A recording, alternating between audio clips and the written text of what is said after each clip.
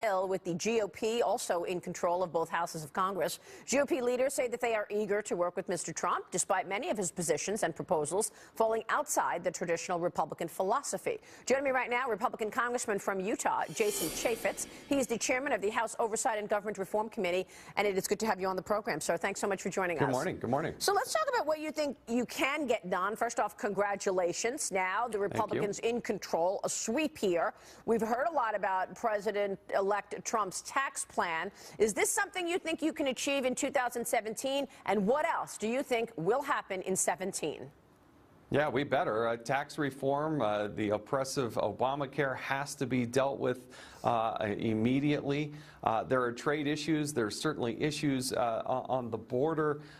President Trump's agenda is full, and so is the House of Representatives, because there's also a lot of regulations that need to be rolled back, and there's a lot of executive orders that President Trump is going to have to deal with in the first few days that he's in office. But you know, with the Republicans having the House, the Senate, and the presidency, I think that we're more optimistic than ever. Are you saying that you would vote yes to the 15% corporate tax rate and the lowering of taxes that Donald Trump has proposed? Yes, and I think it will be even more complex and will deal with other issues as well. But lowering the corporate income tax, the highest corporate income tax in the world, dealing with the repatriation of literally billions of dollars that's parked overseas will do wonders for our economy. And I know that President-elect Trump understands this. All right. Well, he's talking about doubling the growth rate. We're at about 2% economic growth right now. Yeah. He thinks he could take it to 4% in a short period of time. You agree with that?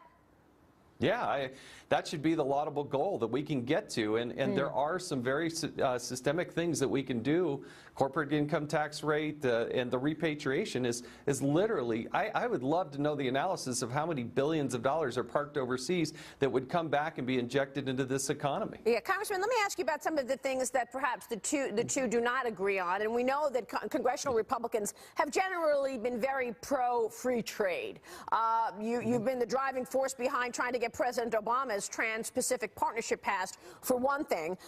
Where is the agreement on free trade with Donald Trump? And then, of course, there's the issue of immigration and deportation, another issue on which the GOP base is largely with Trump, but there are GOP leaders and many Republicans in Congress that simply are not.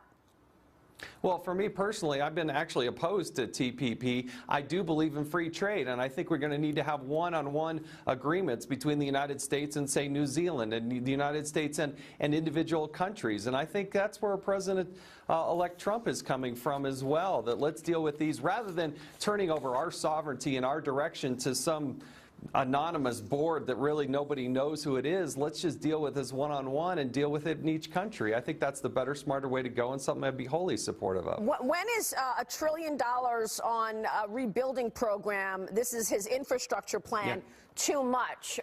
People are worried that, in fact, he's actually going to be doubling Clinton's plan to spend $275 billion on infrastructure over 5 years.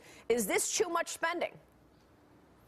Well, it has to be done in context of all the others. We spend about $1,067 billion in discretionary spending. We spend in the neighborhood of $600 billion on our military, which does need refurbishing. And so we're going to have to find the right combination, but make some tough choices. Right. And we're going to have to take some from other places and put it into the infrastructure. The $787 billion that Obama put into the rebuilding of America, less than 5% of that went to roads, bridges, and infrastructure. So it was really, he grew government, the President Obama did, as opposed to invest in the infrastructure, which we do need to do. Congressman, let me switch gears, ask you about the Hillary Clinton investigation. Where does that stand right now? Are you expecting President Obama to give her a pardon? And what will you be doing in terms of continuing the investigation into the pay-for-play investigation at the Clinton Foundation? Well, it's really up to President Obama as to whether or not he wants to pardon Hillary Clinton, but it's bigger and broader than Hillary Clinton. Remember, this is the largest breach of security, perhaps, in the history of the State Department. There are dozens of people in that inner circle that we are most interested in looking at. We had perjury issues that we still want the Department of Justice to look at. You have allegations of a quid pro quo. We don't know where they're at in terms of their investigation into the Clinton Foundation. And the FBI FBI director, we still have some questions because his latest letter narrowed the scope of their investigation to the time that she was Secretary of State. But we're also interested in what happened before and what happened after that. It's this huge, massive mess that has to be cleaned up. So we would be remiss if we just dismissed it and moved on. We have a lot of things that we have to fix so it never ever happens again. So you're saying that investigation continues? Oh, absolutely. I'd be derelict in my duty if I just let it go and said, well, there's an election. Yeah. But there's still people that work at the State Department that were key to this problem. You look at the Undersecretary for Management, Patrick Kennedy. There are lots of these people that we